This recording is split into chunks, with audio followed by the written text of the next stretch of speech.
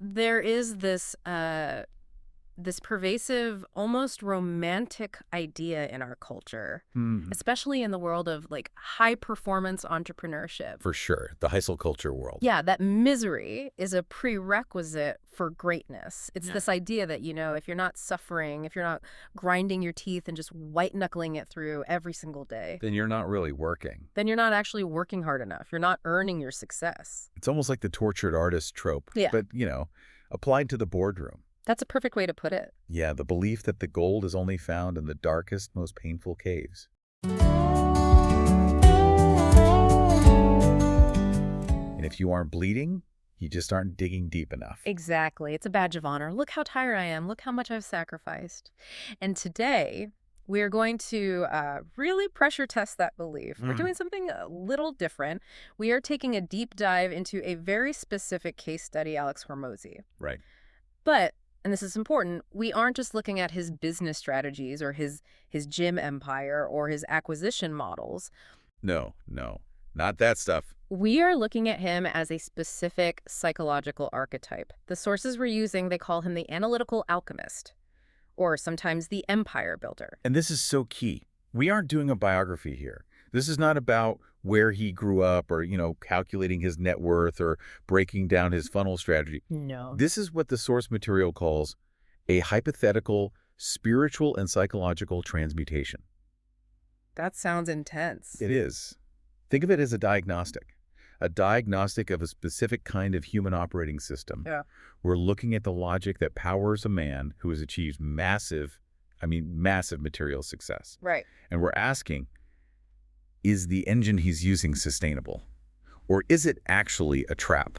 The sources frame this whole thing as a mission. Yeah. We're using concepts from NLP, that's neuro-linguistic programming, and this other idea they call digital alchemy to crack open the shell of chosen suffering. I love that phrase, chosen suffering. Me too. Oh. We want to see if there's a high-octane core underneath that doesn't run on pain. Because the stakes here are, they're incredibly high.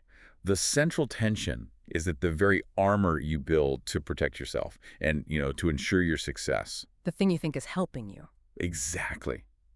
If you're not careful, that armor becomes a cage, and you don't even realize you're locked inside until you try to move, and suddenly you realize you can't. Wow.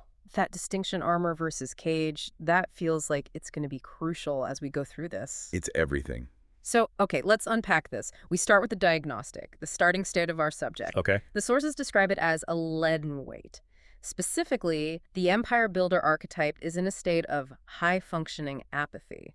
Apathy is, it's a really interesting word choice there, isn't it? It is. Because usually when we think of apathy, we think of someone on the couch. Right. Unable to move, totally checked out. Yeah, no motivation at all. But this is high-functioning apathy. He's building companies, he's making massive moves, he's posting content, he's closing deals, he's doing everything. But internally, there's a total divorce from subjective well-being. that's it. It's like the lights are on in the factory, the machines are running at like 100% capacity. But there's nobody home in the break room. Nobody, exactly. The emotional center has been completely shut down to divert all that power to the production center. And the source material quotes a specific mantra he uses, which is, it's really the cornerstone of this whole state. Yeah, this is the key. It's fuck happiness. Fuck happiness. It's jarring when you hear it for the first time. It is, but it's also, if you think about it, a really powerful protective spell. How so? A protective spell. Think about the logic there. If you say fuck happiness, you are preemptively deciding that happiness is not the goal. Okay. Therefore, you cannot fail at it. If you don't even aim for the target, you can't miss the target. I see. It removes the possibility of emotional disappointment. By removing the expectation of emotional fulfillment in the first place. It's a shield. It's a defense mechanism against the vulnerability of wanting something you might not get. But, looking at the source material, there's this massive disconnect. You have abundance on the outside, the money, the status, the fitness, the fame. Everything. But on the inside, the engine is running on what the sources call push motivation. Right. And this is a really critical distinction in psychology. You have pull motivation. Which is when you're drawn towards something you love, right? Something that excites you. Exactly. Then you have push motivation, which is relying on anger, fear, and just sheer willpower to move forward. It's the difference between running toward a finish line because you want the medal. And running because a wolf is chasing you. And for our analytical alchemists here, the logic holding all this together is, well, it's pretty brittle. The source mentions something they call a complex equivalence. That sounds super technical, but it's actually really simple and, honestly, really common. Yeah. In NLP, a complex equivalence is just when your brain equates two things that aren't necessarily the same. You link them so tightly in your mind that they basically become synonyms. And in this case... In this case, the subject holds the belief that value equals usefulness. Okay, so I am only valuable if I am useful. Ah. I can see how that would be a problem. Precisely. And then there's a second part of that equation, which is even more dangerous. What's that? Success equals endured pain. Oh, wow. So the logic chain in his head goes like this. If I am not in pain, I am not working hard. Right. If I am not working hard, I am not succeeding. Therefore, if I am happy or comfortable, I am failing. You got it. So if the pain stops, the success itself feels fraudulent. It feels unearned. Yes. If it didn't hurt to get it, it's not worth having. It creates this awful scenario where you essentially have to sabotage your own peace of mind just to feel like you deserve the paycheck. That is just a rough, rough way to live. It's exhausting. So let's get to the root of this. Why? Why does he feel the need to suffer when, by any objective measure, he's already won? Right. Why keep the wolf chasing you when you've already built the fortress? The source calls this the ancestral debt. This part really struck me because it's so universal, especially for, children of immigrants or children of people who came from hardship. Mm-hmm. The material mentions karmic guilt. Alex is the son of an immigrant father who sacrificed everything, right? Correct. It's the classic story. Came to the country with nothing, worked incredibly hard, sacrificed his own happiness so his son could have opportunities he never had. And that is a heavy, heavy mantle to wear. The father struggled so the son could have a better life. But the son, out of, love and loyalty, attempts to honor that sacrifice. By doing what? By replicating the struggle. Hold on, replicating it. But the whole point of the father's struggle was so the son wouldn't have to struggle? Logically, yes. Yeah. Absolutely. But emotionally. Emotionally, it's different. Totally different. The son looks at his father and sees struggle as the very definition of love and manhood. So even though the external necessity is gone, Alex is wealthy, he's safe, he's not fleeing a war zone, the internal drive remains to replicate that friction. He feels that if he isn't struggling, he is somehow. Betraying the father, betraying the man who struggled to get him there. It's a twisted form of solidarity.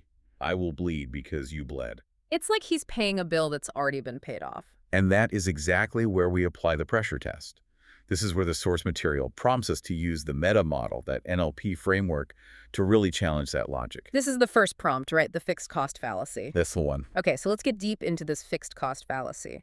The source prompts us to examine the claim that suffering is a fixed cost, like it's just the rent you pay for success. Yeah, you want the penthouse view. Yeah. You have to pay the misery tax. That's the belief. So how do you pressure test that? If I were sitting across from him applying this NLP framework, I would ask a very precise and probably very annoying question. Which is? Paid to whom? Ooh, paid to whom? That's good. That forces you to actually identify the creditor. Exactly. You say suffering is a cost. Okay. Who is collecting it? Is it the market? The market doesn't care if you suffer.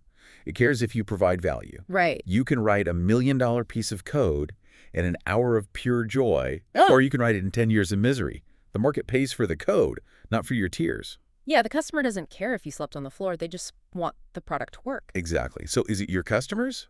No. Is it the IRS? No.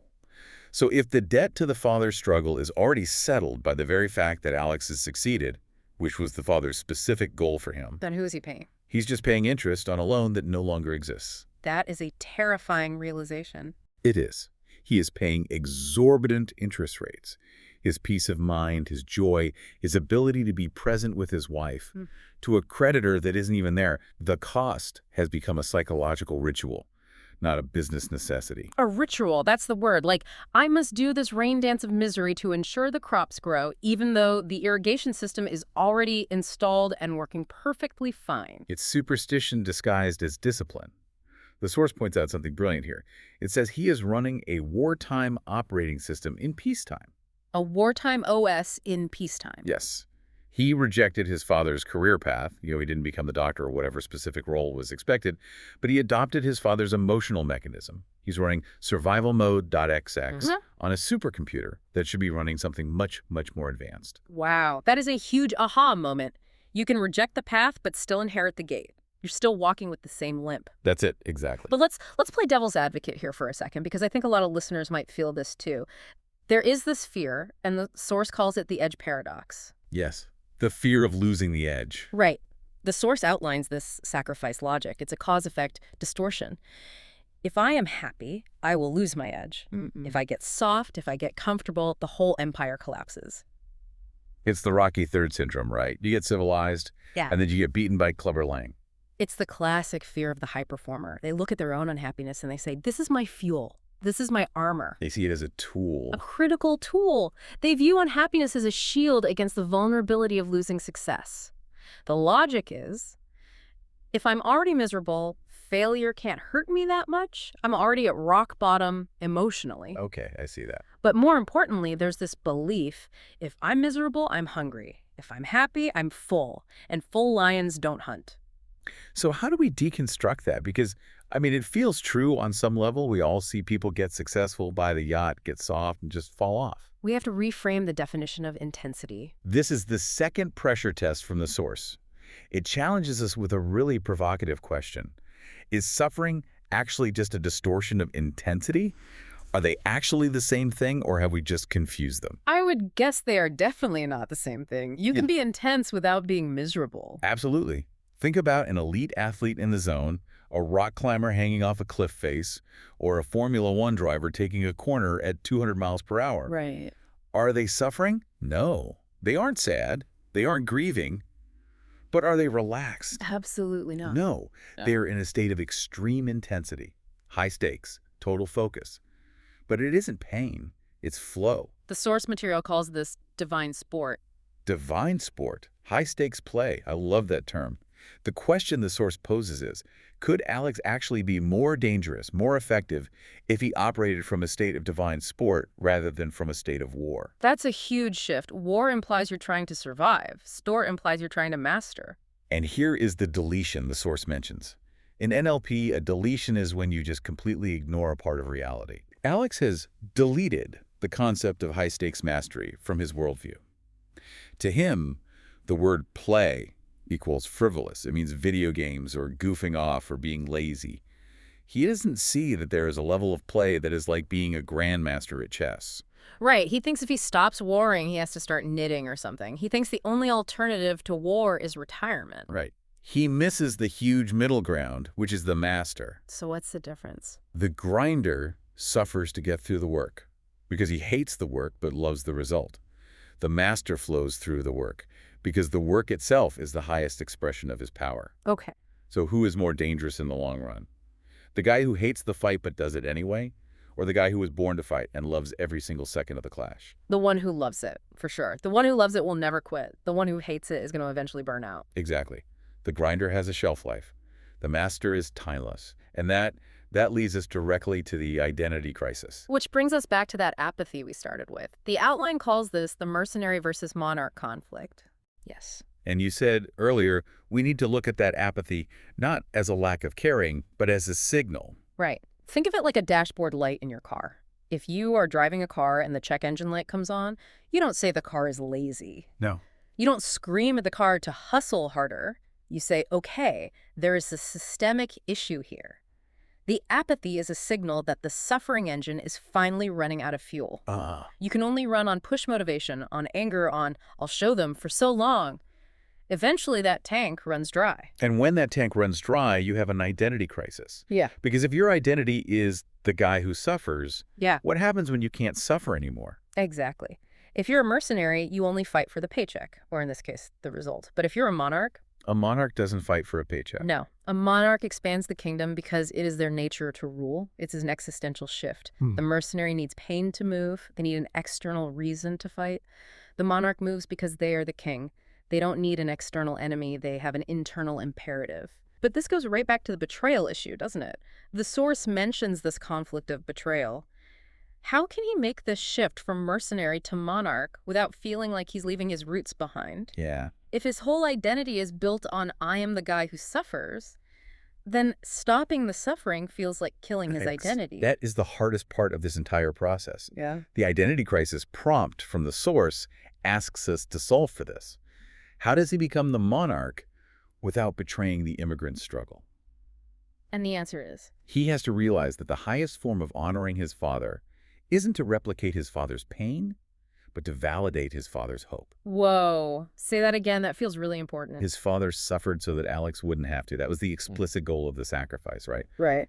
If Alex chooses to suffer anyway, he is effectively, if unconsciously, telling his father, your sacrifice didn't work, I'm still in the trenches with you, you failed to lift me out. That is devastatingly logical. When you put it like that, it's brutal. To truly honor the debt, he has to accept the gift. He has to ascend. He has to be able to say, because you suffered, I am free to soar, and my soaring is the monument to your struggle. That's so powerful. It's not betrayal, it's fulfillment. It's actually completing the circle. Precisely. Mm-hmm. But there's one more block, and this one is, it's a deep one. The source calls it the useless challenge. Okay, the useless challenge. This is the human doing versus human being thing. Yeah. The source references a hermetic framework and something called Block 3, self-unworthiness. This sounds like it goes beyond just business logic. Oh, it does. This cuts right to the core of self-worth. Yeah.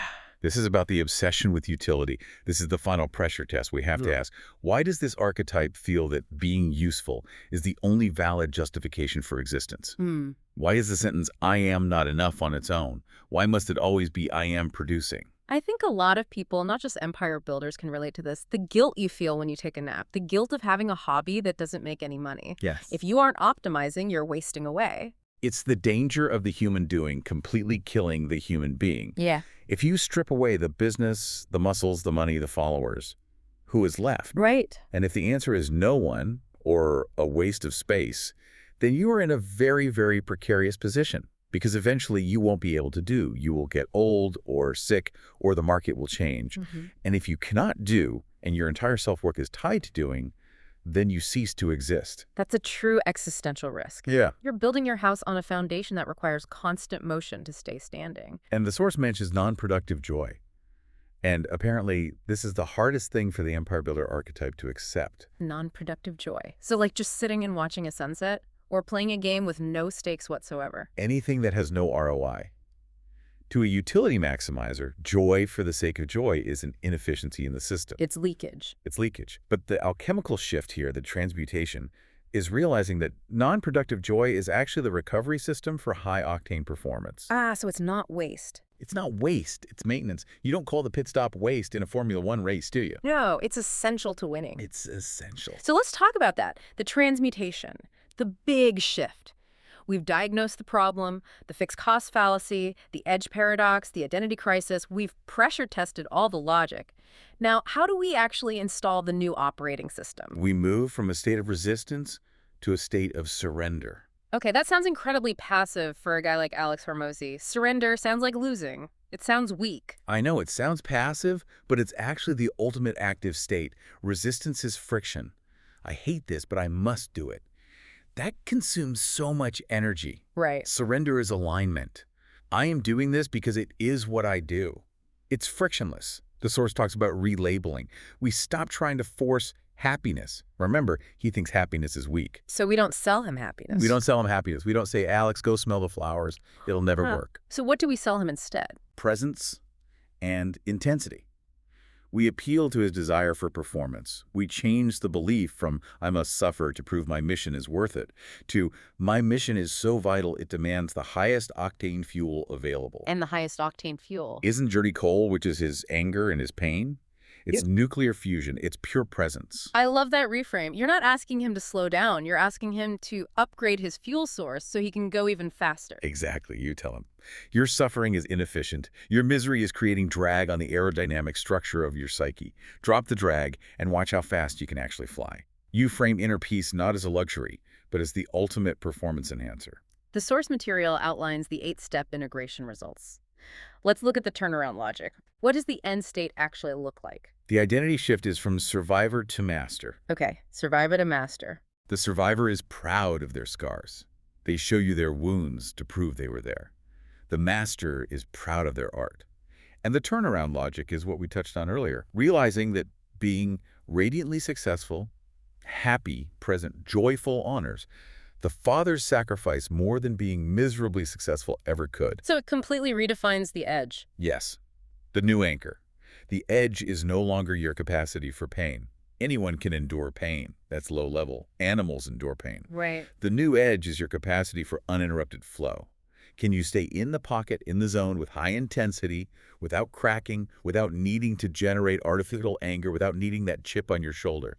That is the true flex. It's the difference between a brawler and a martial artist. The brawler needs to get hit to get angry enough to fight back. Yes. The martial artist is just pure motion. They don't need to be angry to destroy you. Their skill is enough. Pure emotion. And that leads us to what the source calls the Monarch's decree. Okay, the outro, the final state.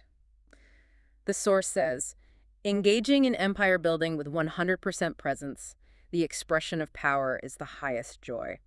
Note that the outcome doesn't change. This is so crucial. He's still building the empire. He's probably making even more money because his judgment isn't clouded by anger or burnout. The what's is the same, but the how is totally different. The internal texture of the experience has shifted 180 degrees. The apathy is dissolved. Not because he went to Disneyland and had fun, but because he turned his work into divine sport. It's a complete rewrite of the internal code. He kept the machine, but he changed the operating system. And this brings us to the final thought, the anchor for you, the listener, because we aren't just talking about Alex Hormozi here. Yeah, let's bring this back to everyone listening right now. We've been talking about this specific archetype, but really, we're talking about you. We need you to check your own fortress of logic. You have built defenses. You've built narratives about why you have to struggle, why it has to be hard, why you can't relax. If I relax, I'll lose it all. If I'm not worried, I'm not being responsible. If I'm not stressed out, I'm not working hard enough. You need to ask yourself the same question we asked in this thought experiment. Where are you paying interest on a debt that was already settled? Maybe it was a debt to your parents. Maybe a debt to a teacher who said you wouldn't make it. Maybe a debt to your past self who was poor and scared. But you have to ask, is the loan paid off? Are you safe now? And if the answer is yes, stop paying the interest, please. Because that armor you built, the I don't need happiness, the I can take the pain armor, it protected you when you were at war. It absolutely served a purpose. But if the war is over, that armor is just a heavy metal cage. A cage that keeps the world out and keeps you locked in. Once you hear that distinction, armor versus cage, you can never unhear it. You start seeing the bars everywhere. And the moment you see the bars, you realize you have the key. You always did. That is going to sit with me for a while. A massive thank you to the digital alchemy of the source material for this pressure test.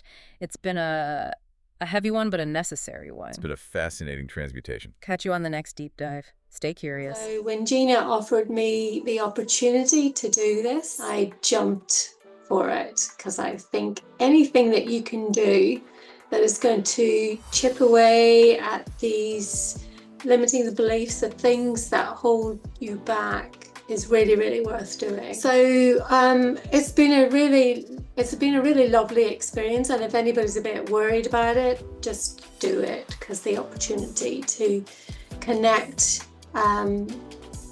through havening is really, really powerful. It's really, really powerful. But really helpful, I think, in terms of having that kind of guided process just to kind of let the ideas and the feelings and the images flow, and then try and work out what it actually means afterwards, and to come up with, and it made intuitive sense. It's really, really helpful to then kind of have that debrief of, okay, what can we actually do with this stuff? Because that's where we tend to get stuck, is kind of like coming out of it going, oh, this is all some really interesting ideas and thoughts and feelings and images. But yeah, then, you know, how can we actually harness them to do something different? And I think that's been really, really helpful in terms of clarifying really what I need to prioritize to go forward in a way that will deal with some of that stuff that came up. I would like to point out that I'm actually a therapist myself, and sometimes therapists also need a therapist. So I was really stuck, and then one day a friend posted a link for Gina's wealth and money attracting short course, and I went, this sounds great. I'm just gonna book, and I loved it so much.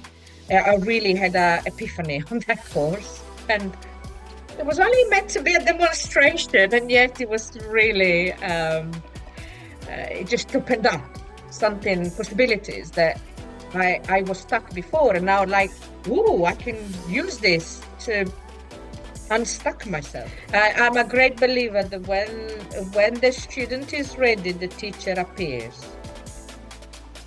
And you appeared at the right time. That's all there is to it. So, you know, if anybody is watching this video, it means Gina has appeared in your life. So please give it a try. She walks where the sky